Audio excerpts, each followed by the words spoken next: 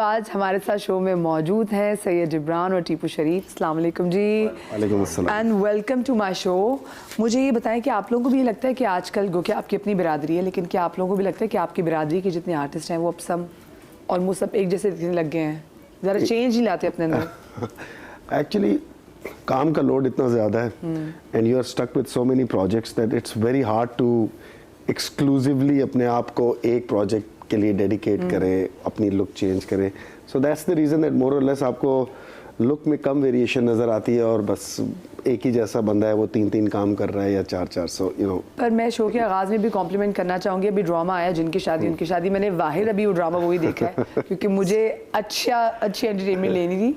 तो उसमें आपने जो अपने बाल लंबे रखे, आपने उसमें दाढ़ी लंबी रखी, तो वो मुझे बताएं उसमें उस गेटअप में टाइम कितना लगा? और वो आई एम श्योर कि उस गेटअप के साथ आप किसी और जगह तो हमने तो आपको नमूदार होते हुए नहीं देखा। यस, बिकॉज वो कुछ प्रोजेक्ट्स ऐसे होते हैं जिसके लिए you want to sacrifice, you no.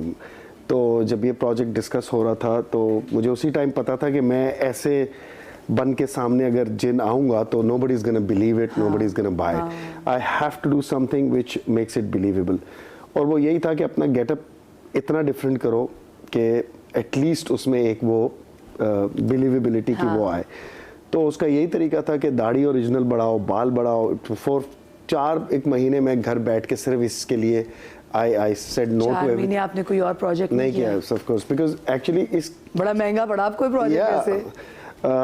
इसकी तैयारी में जितना टाइम लगा, फिर इसकी शूट में जितना टाइम लगा, तो पूरा साल निकल गया। तो आप देखेंगे मेरा इस साल में सिर्फ एक ही प्रोजेक्ट है जिनकी शादी। So I was getting ready for it and then I was shooting it. So it was like 6 to 8 months with one project. Wow. बात भी वही थी, सैफी भाई ने बोला था कि यार, और मैंने ये डिस्कस किया कि एटलीस्ट जिन जब किसी इंसान के सामने खड़ा हो तो वो जिन लगे बिल्कुल। तो उन्होंने बोला फिर स्किनी मत हो जाना ज़्यादा, be a little huge so that when you stand in front of any human being तो लगे कि जिन थोड़ा ओवर पावरिंग है। बाकी सारे प्ले में जो सबसे क्रेडिबल जिन थे ना वो यही थे। Everyone was wonderful, the whole team I think, and so hats off to everyone. I mean we all, you know. मुझे बताएं, जो इतनी देर फारिग आप जो बैठे थे तो आपको डिप्रेशन नहीं होती थी कि प्रोजेक्ट शुरू कब होगा? यार मैंने अपनी दाढ़ी बढ़ानी है, मैंने अपने बाल बढ़ाने हैं। मुझे ये प्रॉब्लम हो रही थी कि पैसे कम आ रहे हैं घर में, तो बट ये कि then there was an excitement as well because you don't get to do such kind of thing every day. And I believe ये आपका जो आपने किरदार ऐसा किया, ये किरदार हमेशा याद रखा जाएगा। ये उनके किरदार में ये ह्यूमिलिटी दिखा रहे हैं। इनके रेस्टोरेंट चलते हैं माशाल्लाह, अल्हम्दुलिल्लाह, जिंदगी बड़ी अच्छी है। दूसरी बात ये कि 2010 में भी इन्होंने एक ड्रामा किया था जिसमें इन्होंने अपने बाल बढ़ाए थे, अदनान भाई कुरैशी वाला। क्या नाम था उसका? ईमान। उसमें मौलाना बने थे तो दाढ़ी और बाल दोनों लंबे किए थे, यहाँ तक बाल आ गए थे। याद है तुम्हें? यस। सो मैंने जैसे बोला कुछ प्रोजेक्ट्स ऐसे होते हैं, you got to take time off from them and all. बंदा कहते चलो यार, हमारे करियर ने ना एक दूसरे को क्रॉस किया है काफी बार। We actually almost started at the same time in एक ही टाइम पे हमने शुरू किया। जिब का दूसरा था, मेरा भी सेकंड था। और डॉक्टर शाहकार बने थे ये, और मैं बना था अरहम तेरे जाने के बाद प्रोजेक्ट था। वो हमारा पहला मिलना था, उसके बाद दोस्ती हो गई, आज तक है अल्हम्दुलिल्लाह।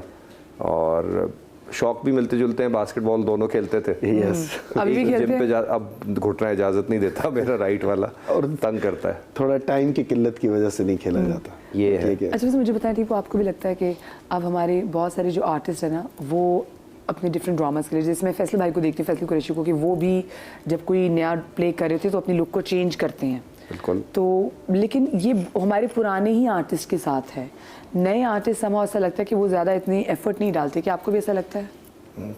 अगर आप मेरे तई ये सवाल कर रही हैं तो मेरे पास म्यूज़िक के करियर की लग्जरी है।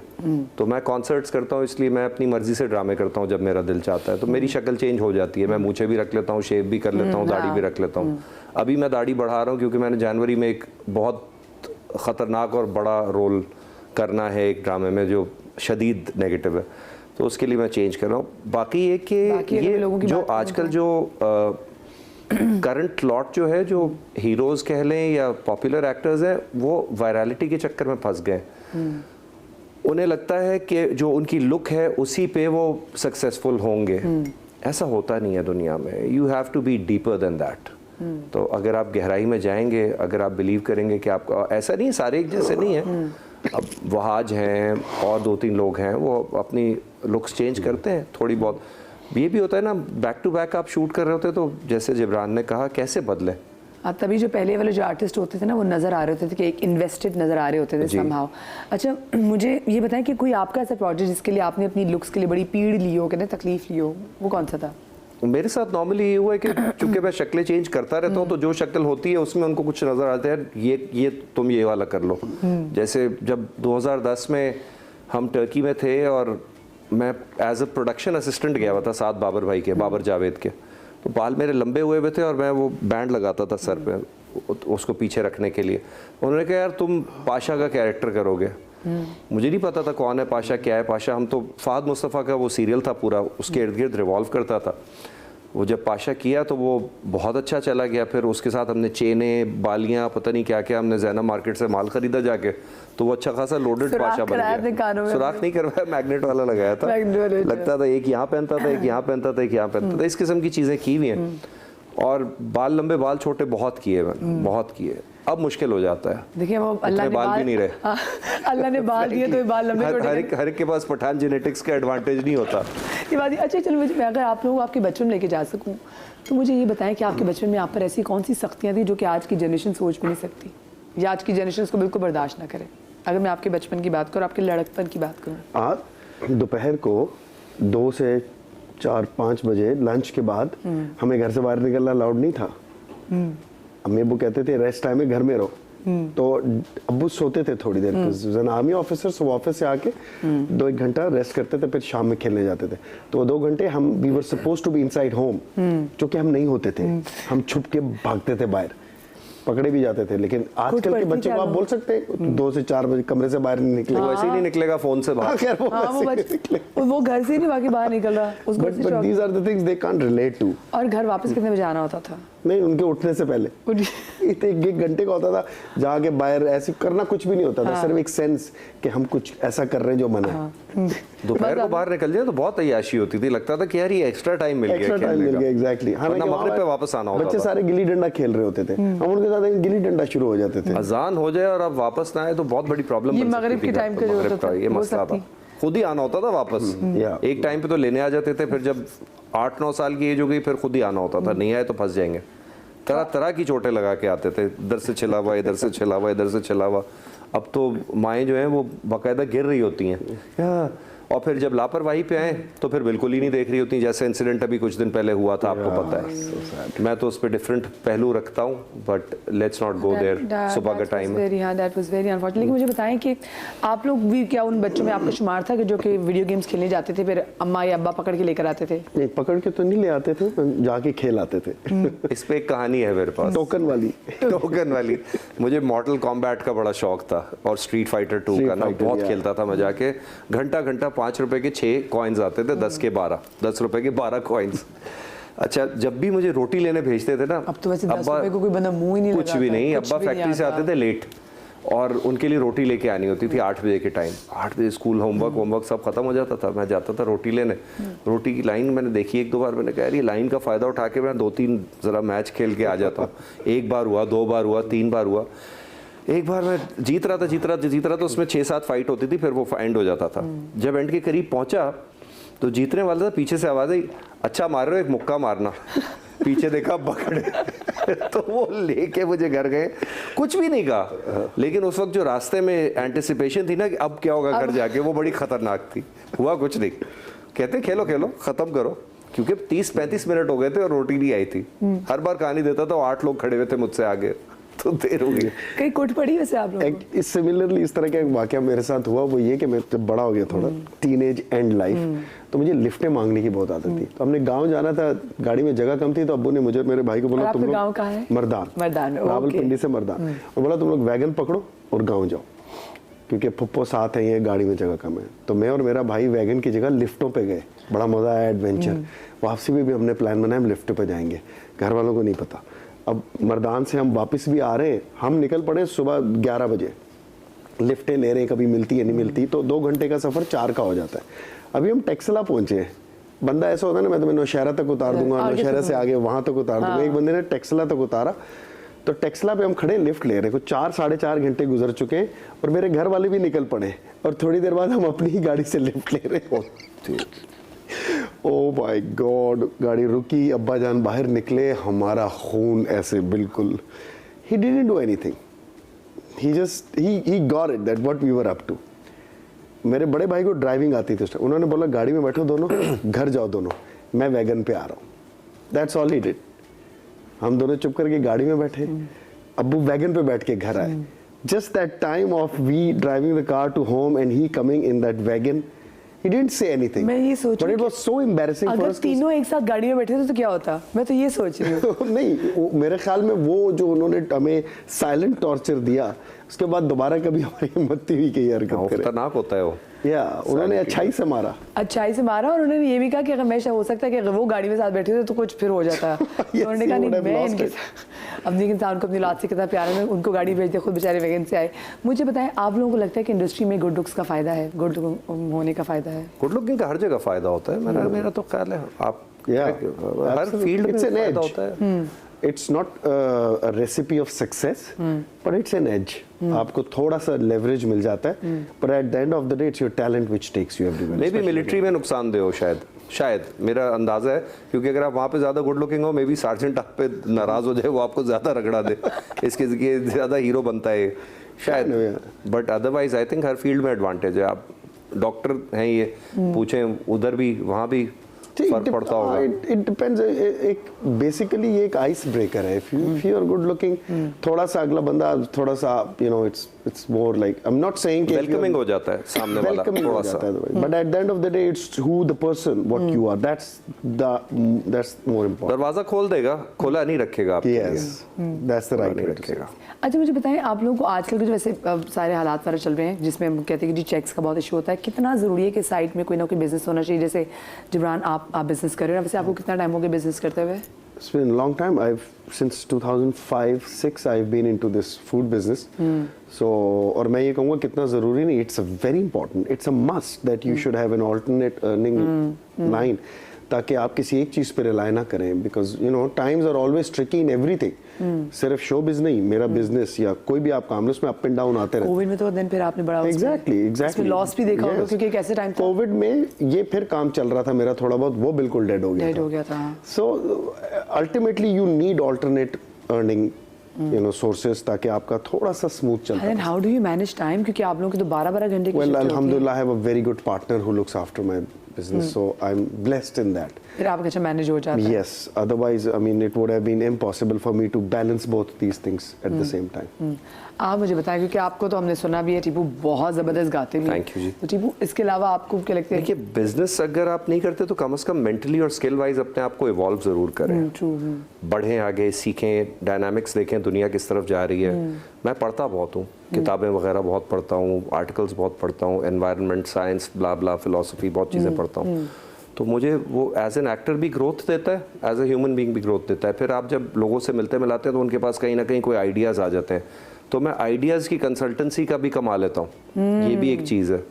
प्लस जब भी ठीक ठाक तालीम याफ्ता है, मुझे भी अल्हम्दुलिल्लाह अच्छी तालीम मिली घर से, तो MBA कर गए और IBA से किया था, तो वो उसकी एक वो थी, तो उसने मुझे हेल्प किया। मेरा भी एक चाय का ढाबा है छोटा सा, तो वो बहुत ज़्यादा कोई चलता वलता नहीं है, बट है, मौजूद है। ब्रेक में पूछ भी लेंगे इनका चाय का ढाबा कौन सा, कि चाय पीने चलेंगे, क्योंकि अब तो है ही सर्दियाँ। मुझे लेकिन ये बताएं कि अपने अब जो बाकी IBA फेलोज को आप देखते हैं तो ऑफ कोर्स वो सारी अच्छी, तो आपको नहीं लगता कि मैं भी जॉब कर लेता हूँ? कोई किसी कंपनी का कंट्री हेड है, कोई किसी कंपनी का, कोई किसी रीजन का हेड है, क्योंकि अब टाइम हो गया पड़े हुए काफ़ी। पर मेरे नज़दीक हमेशा ना, बल्कि हम शायद एक ही कश्ती के मुसाफिर हैं, मैं कहूँगा। इसका मुझे नहीं पता भी, इसने भी मेडिकल प्रोफेशन छोड़ा ही स्पेशलाइज करके बहुत बड़ा डॉक्टर बन जाता। जब आप लोग एक्टिंग में आए तो आपके घर वालों ने ये नहीं कहा कि भाई इतना पढ़ लिख के तुम लोगों ने एक्टिंग कर ली? I always chose time over money. हमेशा मैंने वक्त को तरजीह दी। मैं नहीं चाहता था कि मैं ऑफिस में बैठा रहूँ और 40 साल के करियर के बाद बोलूँ कि यार मैं सुबह आता था और रात को चला जाता था और यही मैंने कमाया और मेरे सारे दिन निकल गए, मेरे सारे सूरज निकलते हुए चले गए और गुरूब होते हुए चले गए। तो मैं वो नहीं सोच सकता था, इसलिए मैंने उस एज पे नौकरी छोड़ दी जिसमें मुझे बहुत गालियाँ पड़ी घर से। लेकिन फिर उन्होंने मुझे आज़ादी दी कि पढ़ा दी है हमने, अब तुम्हारी अपनी कॉल है, but you responsible for your own actions. अब लेनी पड़ेगी जिम्मेदारी। कहीं रिग्रेट किया फिर आगे आपने? रिग्रेट किया, बहुत किया। पिछले साल मेरे पास एक ड्रामा नहीं था, 2024 पूरा मैंने बगैर ड्रामों के गुजारा, कुछ भी नहीं था। कॉन्सर्ट्स अगर नहीं होते तो मैं तो रुल गया था, बैठा रहा।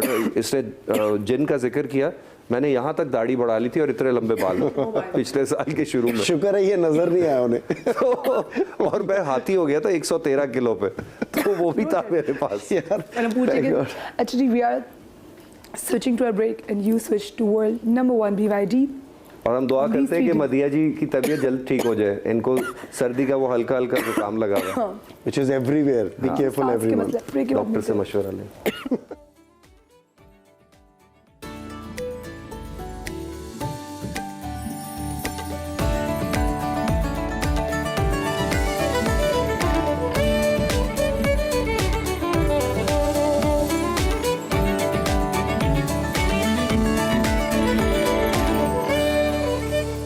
जी जनाब, welcome back after the break.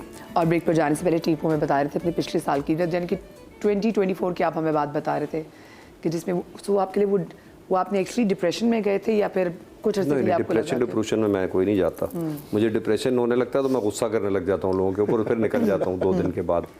But definitely ये मुझे लग रहा था कि मेरी ही अपने इसमें कोई गड़बड़ होगी जिसकी वजह से हुआ है। तो जब आप वज़न बढ़ा लेते हैं ना unnecessarily, not for a character, जैसे जिब ने बढ़ाया था उसके लिए, जिन के लिए, तो वो फिर आपको बहुत रोक लेता है और फिजिकली भी आपको रोक। मैं जूते नहीं बांध सकता था, सीढ़ी नहीं चढ़ी जा रही थी, अजीब सा हो गया। हालांकि मैं हैवी वेट्स उठा रहा था, बट जो मोबिलिटी आप कॉम्प्रोमाइज़ करते हैं ना, वो आपको बूढ़ा कर देती है वक्त से पहले, बहुत तंग करती है। तो आप किसी दफ्तर में जाएं, आप अंडर कॉन्फिडेंट होते हैं कि यार अभी इसको कैसे छुपाऊं मैं, यार ये ऐसे जैसे मैंने देख गद्दा रखा हुआ है। तो वो फिर जब मैं तो कहूँगा कि अल्लाह ताला ने जब अकल थोड़ी डाली जहन में, और फिर I lost my dad last year, तो उसके बाद से जो चीज़ें आनी शुरू हुई तो मैंने सोचा यार अपने ऊपर काम करते हैं, बिकॉज मेरे पास कोई विरासत तो है नहीं, तो इसके अलावा कोई और ऑप्शन नहीं है। अब शायद मैं जितनी मेहनत करता हूँ, मैं 20-22 साल पहले मेहनत कर रहा होता तो पता नहीं कहाँ होता या नहीं होता, बट उस वक्त बहुत लेज़ी था। अब बहुत मेहनत करता हूँ मैं। आप सोचे सुबह 6 बजे मैं स्विमिंग करके आया हूँ 1 घंटा ठंडे पानी में इस मौसम में। तो That grief and the losses they change you बहुत for ज़्यादा, good, हाँ। बहुत ज़्यादा। और वो जानवरों की जिम्मेदारी जो आप ब्रेक में जिक्र कर रही थी, उससे बड़ा फ़र्क पड़ता है। मुझे पता है कि मैंने काम करना ही करना है, मेरे पास कोई चीज़ नहीं है फॉल बैक करने को जिस पे मैं गिर सकूं बाद में कि यार कोई बात नहीं, ये है पीछे क्वेश्चन लेकिन कभी कभी ये नहीं लगता कि एडेड रिस्पॉन्सिबिलिटी से आप बता रहे थे कि आपके पास 300-400 बिल्लियाँ हो गई हैं? बिल्लियाँ और कुत्ते मिला के इतने, 300, हाँ ठीक है, हाँ। तो एडेड रिस्पॉन्सिबिलिटी ने मुझे बेहतर इंसान बना दिया। कुछ लोग एडेड रिस्पॉन्सिबिलिटी के नीचे बकल डाउन हो जाते हैं, फंस जाते हैं। मेरे लिए वो अच्छाई का सबब बनी, मैं तो यही कहूँगा। उसने बेहतर कर दिया। बेहतर शायद पहले शायद एरोगेंस थी या पता नहीं क्या था, या बदतमीज़ी थी या लाउबालीपन था, जो भी था वो कम हो गया। और अब जो इंसान है वो इमोशनली ज़्यादा स्टेबल है। हाँ, अकेला बहुत है अब, लेकिन स्टेबल ज़्यादा है पहले से। चलो जी मुंडे दा ब्याह कराओ। वो पंजाबी आंटी नहीं होती, वो कहीं बैठी होती थी, चलो जी ब्याह करा दो मुंडे दा। लेकिन ये कभी भी एरोगेंट और वो नहीं था, है नहीं बोल रहा है। ये हमेशा से बड़ा हम्बल आदमी था और बदतमीज भी नहीं था। तो कब था भाई एरोगेंट और बदतमीज? पता नहीं, दिल में किसी से बदतमीजी करते होंगे? दिल से क्या होता है? स्ट्रेट टॉकर था बहुत ज़्यादा, तो कभी कभी कह जाता था मैं ऐसी बातें जो नॉर्मली हमारी फील्ड में लोग पी जाते हैं। और सब्र एक्चुअली एक बेहतर चीज़ है। बर्दाश्त करने वाला इंसान बहुत बड़ा होता है। तो आगे से बोल तो हर एक ही सकता है, लेकिन अगर आप एब्जॉर्ब कर जाएं, अब जो ये 10 बजे के बाद 11 बजे तक शूट जारी होती है, मैं चुप हो जाता हूँ। वो वहाँ पे मेरा असिस्टेंट बैठा हुआ इमरान, उसको पता है कि ये अंदर अंदर कोड़ रहा होगा। पहले 9:30 बजते तो मैं कहता था भाई ये आखिरी है, मैं नहीं करूँगा ये वो, इस तरह से। तो वो आप लाउड जाते हैं, डायरेक्टर फिर इरिटेट होते हैं कि यार इसके साथ काम नहीं करना है ये वो। अब पता नहीं कितना टाइम लगेगा दोबारा से मनवाने को कि सुधर गया हूँ थोड़ा सा, but life teaches you. Life teaches you, हर एक को सिखाता है। किसी को बच्चों के थ्रू सिखाता है, किसी को फैमिली के थ्रू सिखाता है, और किसी को ऐसी आजमाइशों के सिखाता है। हाँ। अच्छा